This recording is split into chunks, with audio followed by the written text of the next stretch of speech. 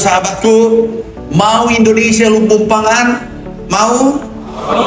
Kita harus luruskan, kita harus bereskan mafia-mafia yang bergerak sektor pangan. Hari ini, Hari Krida, ini adalah tonggak sejarah, milestone. Stok kita tertinggi sesuai FAO, juga lompatan produksi kita sesuai FAO dan USDA itu cukup signifikan. Kita syukuri. Sekarang berikutnya adalah kita menuju hilirisasi perkebunan hortikultura setelah pangan. Tapi juga masih ada pekerjaan lain untuk pangan, yaitu kedelai. Kemudian kita ke pangan strategis ya. Kita sekarang hilirisasi. Tetapi juga dalam waktu yang bersamaan kita juga memperhatikan kondisi tata niaga. Kemudian juga sarana produksi. Ada beberapa daerah yang menaikkan harga pupuk di atas HET. Pasti ditindak. Ada juga kita cek langsung karena ada anomali harga di tingkat petani turun tetapi konsumen naik. Nah, ini juga masalah. Ada 212 yang tidak sesuai regulasi yang ada, premium maupun medium. Kami sudah kirim ke Pak Kapolri surat tertulis dan ke Pak Jaksa Agung. Kami juga bicara via telepon. Hari ini menurut tadi malam Ketua Satgas memulai pemanggilan. Kami minta ditindak tegas. Karena kerugian konsumen 99 triliun. Untuk konsumen 1 tahun. Bayangkan kalau terjadi 10 tahun.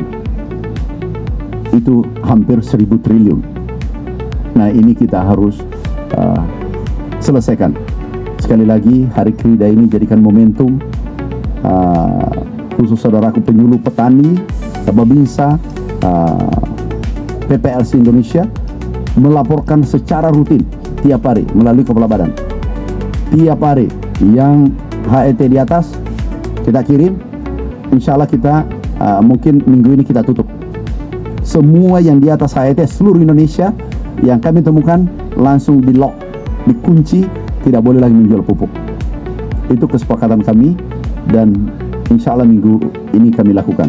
Jadi terus menerus kita tidak boleh terhenti karena swasembada pangan ini harus berkelanjutan. Mana ini adalah menindaklanjuti amanat dari Inpres nomor 3 tahun 2025 di mana mengamanahkan untuk melakukan percepatan mewujudkan swasembada pangan dengan pendayagunaan penyuluh pertanian, dan salah satu poin yang ada di sana adalah mengalihkan penyuluh dari pusat ke daerah. Maka kemudian kita juga bisa melakukan pendayagunaan penyuluh pertanian ya untuk kemudian mewujudkan swasembada pangan. Antara lain penyuluh diminta untuk mendampingi para petani kita, kemudian Galuh LTT ya, jadi gerakan penyuluh mendampingi LTT, ya, antara lain mendampingi petani, kemudian juga mendorong petani melakukan pertanaman, kemudian juga kegiatan usaha tani dan tanam, dan tentu saja juga kegiatan lainnya mencatat dan melaporkan. Ini tidak kalah penting juga karena kegiatan pendampingan tersebut harus ada buktinya, harus ada evidence-nya, dan dengan adanya pencatatan pelaporan tersebut kita bisa menjustifikasi bahwa memang saat ini kita sudah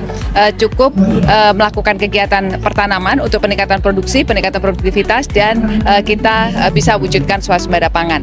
Di hari ini, di Hari Krida yang ke-53, saya diberikan penghargaan yang cukup membanggakan diri saya secara pribadi dan seluruh Kabupaten Labuhan Batu. Yang mana penghargaan ini sebagai motivasi bagi rekan-rekan dan diri saya sendiri agar lebih memacu daripada pendukungan program swasembada pangan yang dicanangkan oleh Bapak Presiden dan Bapak Menteri Pertanian Bapak Amran Sulaiman.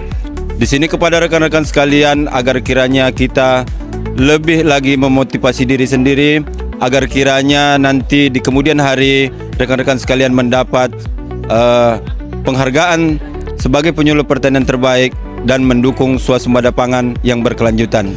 Untuk Kabupaten Sambas ini kan merupakan salah satu lumbung pangannya Provinsi Kalimantan Barat. Sampai saat ini informasi yang terbaru bahwa Kabupaten Sambas sudah surplus beras dan kita juga sudah siap untuk melakukan ekspor ya, karena kita berbatasan langsung dengan negara Malaysia, khususnya di Sarawak, dan arahan dari Bapak Menteri kemarin juga kita untuk mempersiapkan ekspor beras ke negara Malaysia, dan itu kita sangat siap sekali dengan apa yang ada yang kita miliki, sumber daya yang ada kita miliki itu. Ya, optimasi lahan sudah berjalan dari tahun 2024 dan adanya Brigade Pangan. Brigade Pangan di tahun 2024 itu sejumlah 80 dan saat ini sudah mulai bergerak. Kita sudah mulai melakukan musim tanam kedua dengan Brigade Pangan dan Brigade Pangan juga sudah mulai melakukan pengelolaan lahan, kemudian melakukan juga budidaya dan beberapa juga sudah mendapatkan penghasilan yang cukup menjanjikan. Di hari ini juga kita membawa Brigade Pangan yang penghasilannya bersih sudah sampai 60 juta. Itu bersih, Mbak.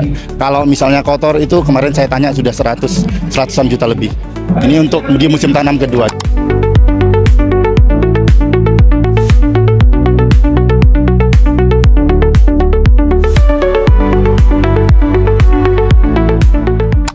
Penyuluh pertanian siap mendukung